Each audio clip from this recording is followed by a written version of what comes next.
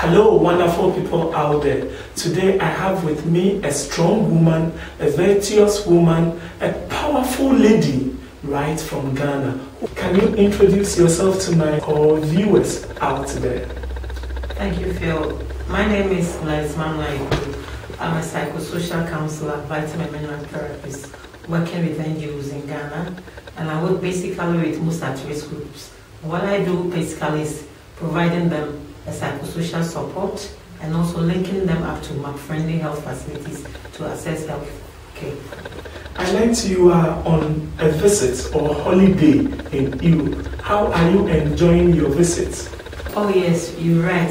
I came on a holiday, and my holiday has been with a mixed feeling. I first landed in Munich, where I stayed there for 2 weeks, and then I came to Hamburg. I've been here for the past 2 weeks. So what are some of your observations? Well, in Munich, like I said, as a social worker, anywhere I go, I try to fraternize with the people. I try to be nice with them, to know whatever, and this has been the norm for me anytime I travel. Well, in Munich, it's set like a sort of white area. You hardly find blacks, and the blacks, there are nothing to write home about. Okay. So there was nothing much to see there because it's like the white. So I decided to move to Hamburg because I have friends here. Some of them are my schoolmates and some too I know them. So I decided to move to Hamburg, and I was overwhelmed by the situation in Hamburg. Hamburg is a nice place, but I'm really overwhelmed by the situation. Overwhelmed? What do you mean by that? When I came to Hamburg, one of my mates come every month to come and pick me to town. In fact, I went to Reeperbahn, St. Pauli, all the interesting places that you can think of. But on my way going, I observed on the faces of the blacks that they are down, they are stressed out, they are not happy. And that can be shown in their dressing, the way they walk, and their demeanor, let's say mannerism. And my own personal experience too, I had a chit chat with some of my colleagues, and they told me all. So it wasn't different from my observation. Okay. Talking about stress, what are some of the problems you think, or in your observation, that the blacks are facing? Yeah, at this point one may ask, what is stress? Stress, simply put, in a layman's definition, the body's reaction to demanding situation. Yeah, you see, we are from Africa, or we are from Ghana. We have different climatic conditions, different tradition, different culture, different social setting, and we've come to a different extreme, very hot and very cold, where the norms are not working, where the norms are very rigid and working. And that alone can even put a stress on you. Because over in Ghana, you walk anywhere, you do anything anywhere, but here it is governed by rules and laws and punishment. So that alone even can throw you out and give you a lot of stress. And from my own personal experience with one-on-one people, I observed that a lot of them have regretted coming, but once they are in, what can they do? So they take up any other job to survive.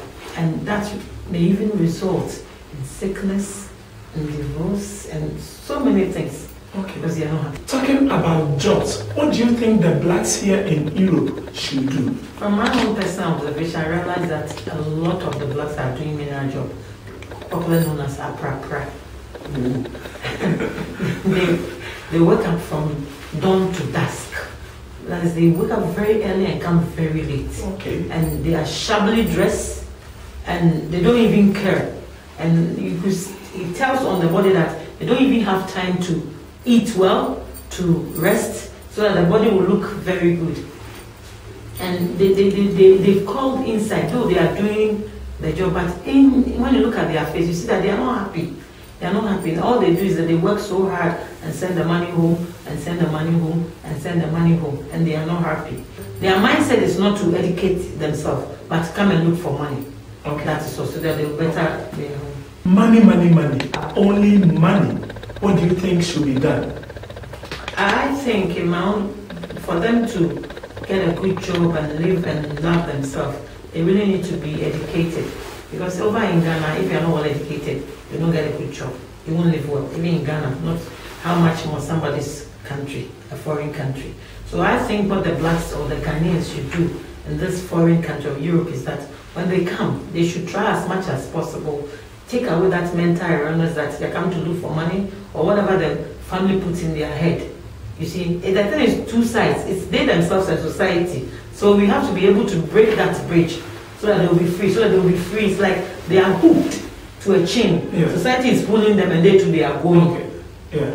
Yeah. So the whole thing is a dual thing from this side, this side. We should be able to get to a point where we break the chain. So that society will be free and they too, they will be free so that they can live their normal life. Okay. So I think that mental illness like money, they sit down.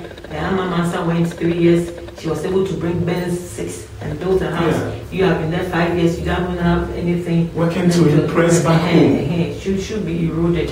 And before those things can be eroded, we ourselves, those of us in Europe, especially in Germany, should let society know that this is what the situation that pertains here. Yeah. We should stop that conspicuous display. When we get back home, we work so hard with our pra and save all our money, and then when we come, we say we are burger and we be spreading the money. That also gives society the impression that, oh, some Rocheska or Hosta, oh, I never knew there's so much money in Hamburg.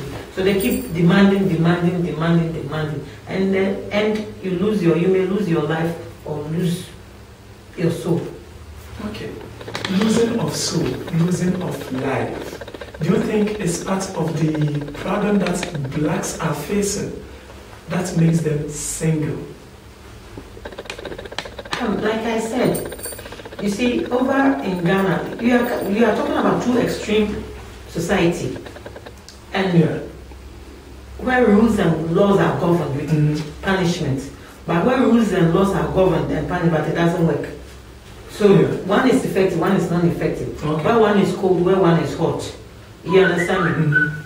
Because they have such extreme culture and climatic condition, it's really affecting. So the integration is not, though they integrate them in the society, but they don't have any cushion mechanism, like a platform where they can channel or go and address for them to be, for their problems to be addressed very well. So they end up doing it on their own, and some may even end up dying because he wouldn't know when he's going through a problem, he wouldn't know where exactly to go. Marriage as an institution, how do you see it? Well, thank you, Phil. From my own personal observation, I realize that a lot of the men here are single and a lot of the women too are single. Even those who are married are even divorced. And from my own chat with some of them, I realized that in my own personal observation, I realized that they have a different system here. You see, over there in Ghana or in Africa, the man is the head of the family. Even if the woman is working, the woman is supposed to be in the house, and that's the norm. Yeah. Even if the woman has money, they say chua at the It means you have to go and give the money to the man so that the man will show up, because the man is always a man. But here, things are not like that. People live together, your own wife, and then they will share the bills, the rent, they will share all the bills, and then they will all work. And so, and that is, we are coming from a different culture. So that also puts a lot of stress. And now one will say, if I'm paying, you are my husband, and sharing everything, then what is the need of being a husband? Yeah. You understand me? So this is also part of marriage breakages. And so here, when it comes, we don't have man being the head of the family. They are all bosses. Okay. And you can't have two masters in the same house. Yeah. That's also part of you cannot have two masters in the same house. What do we do about it then? How do we go about it? One thing to observe is that over here, we don't have a cushion mechanism to address some of these challenges that we, the blacks or the Ghanaians, are facing in the foreign country. Even if they have, it's not effective. Because I just lost a friend in Hamburg when I came. In fact, he was the one I was coming to live with in Hamburg, but he died before I even got to Hamburg. And I realized that he has a lot of challenges and problems, but he didn't know where or whom to confront or to tell. So he resorted to alcohol and he died in his room. Okay. and they just buried him. So what we have to do is that we should create a platform or a forum. And then, Hamburg is very big, so we can't just do it by one. We should have a satellite group, and then we have different ethnic groups, and then we pick the hours, and we make an hour person to be the head of the satellite group, so that when he's talking to them, he will speak in our language. Yeah. I read in a book that you can speak so many languages, but understanding comes in one language. That's your mother tongue. If it's a Ghan, somebody who can speak Ghan language, if it's Tree, if it's Fanti, you understand me? And that can also create even jobs for those who are here who are not working. And I think the ambassador, we should start something and then write something and give it to the ambassador, the Ghana ambassador in Germany, so that the government can help to sustain such thing, because they all contribute to the socio-economic development of Ghana. They send families money, they send money to build houses, and that also is part of the economic growing. Indirectly, they are also part of Ghana. So the government should come in to help to sustain such groups, so that people can adapt so well, and they can, even with that, when we have this satellite, they can know what that they have to go to school, and that they have to do certain things that they do conspicuous or flamboyantly, they can cut it down. So they will know that, at this satellite, they will address all the needs. It will be a platform. And because it's in their dialect, they will understand it very well. And when understanding comes, I think the situation will be... Are the blacks here in Europe united? That much, I can't say, because they don't have a platform to show that they are united or not. Where do they meet? Where unity means what? They have to create a common platform that all of them will meet and know themselves and have a, like I said, Hamburg is a big area. They can't do it one. So they should have small satellites, so that these people living at this group, they'll meet here. All the airways here, they meet here. But in as much as that too, they should be very careful so that it doesn't create ethnicity. Because they should adopt one language that everybody can understand. If it's Tree, then people living in maybe Ras House, all the Ghanaians living in Ras House or Belina or whatever it is, they meet here this occasion, and they have a platform where if anything is going, they said the passport, those who want to renew their passport, maybe this is an example. They should do this is a new order. It will take 5 days, they should speak in a common language that everybody will understand. And when they understand, people can go and misrepresent facts and say all sorts of things. As I said earlier on, strong woman, virtuous woman, powerful lady, right from Ghana. So, Madam Mamle Gladys Ayiku, what are some of the negative or positive things that you have gathered or advice that you have for people back home and here in Europe? In fact, I have learned a lot of things when I came. My coming here is like a blessing. It's a blessing in disguise. That is what I would say. That's good. And there's an adage which says, you never know what you have until you lose it. But when I came here, and in Ghana, when you want to unite, you just go ask somebody and then just go and unite, and you go your way. Or you can even enter into somebody's house and patch on baby, just, they will give you. But here, you pay. You pay. And most times I said, what? To go and urinate and I'll pay services? No, I'll keep the urine when I go home. I'll go and urinate. Because I always look back. Money. And I went, when I was in Munich for the past 2 weeks, they have a indoor football pitch. You pay 60 euro an hour. And it's not even played by 11 people. It's a small thing. So and I wonder the kind of football, because I know football, the team is 11. But this one, it says 7-7. So I don't know the kind of football that they play. And it's indoor, you pay 60 euro an hour. But over there in Ghana, they just, let's go. They go and play and make themselves dirty and come home at any time. And then some even won't go, they go to their friend's house and go and eat before they get home. Some even stay there. So our advice those say that, a fancy will say, everywhere you can make it. They should be, home is home. They should get educated. And he raised that mental erroneous that I can't make it until I go to Abuche. Over here, it's not easy. Over here, it's not easy. What do you think the people here should do to be able to adapt well to the system? Thank you, Phil. One thing I observe is that there are people who have lived here for the past 40 years, 50 years, and they can't even go back home. Because when they go back home, society doesn't accept them, and they are stuck here. What they can do is that we have, when you come to Ghana, we have Nigerians who came and lived there for so many years, and they have adapted, they've made Ghana their home. They have investments, they have houses.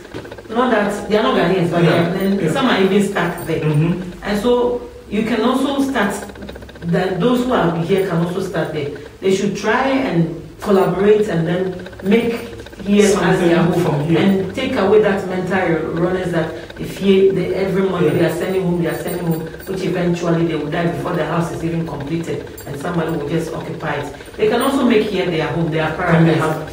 Access, then they can also think when they have back home. That's it, exactly. Okay, and also I realized that, you see, those who are here for long, they are lost here. They don't belong here because they have a mindset that they have to go home. And when they go home too, then after spending some few weeks, then the Ghanaians, when are you going home? When are you going home? Invariably, they are driving them out, but they don't know. When are you going home or when are you going back? When are you going back? When are you going back? When are you going back? Invariably, they are driving them away from Ghana. They don't know. So they don't belong here. They don't belong to Ghana. So they are lost. They say Alice in the Wonderland. So what I will advise them is that they should try and create a niche here, make here to their home by investing here, because everywhere you can make it. If they should invest here, they go to banks, they go to organizations, and they don't have any assistance. How do they make it?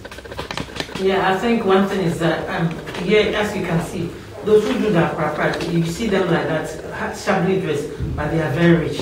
They can come together as a teamwork and raise funds, seed money, and then they can from each other and start from there. It's all communication and education. So if we can form these satellite groups and talk to the people, maybe those in Berlin, they have a meeting and create a common platform where everybody, and then make things well known in a clear, simple language where everybody will understand. I think this will work. Okay. And those around house, those here, you see, so that satellite, but they should have one route so that if the bigger one should be there, the satellite, so that they can address each and every one. But if they make one big, you can address individuals' problems. You understand? We can help ourselves. We shouldn't wait for. We have come to somebody's country, and whether by accident or by self or whatever, we have come. We have to do whatever we have to do to adapt and survive, and then do some investments so that we can clear away from this low income appropriate and stuff like that. Thank you. Do you have anything to tell to our listeners? I'd like to tell them that we have only one life to live, and you have to live it well, so that at the end of time you have something. You just put your hand and just say, wow, this is my life, and I've lived it very well. Live one day at a time and live it beautifully. Thank you so much, Madam Gladys Mamle Ayiku. This is Phil Collins reporting for Top Africa Radio. Thank you.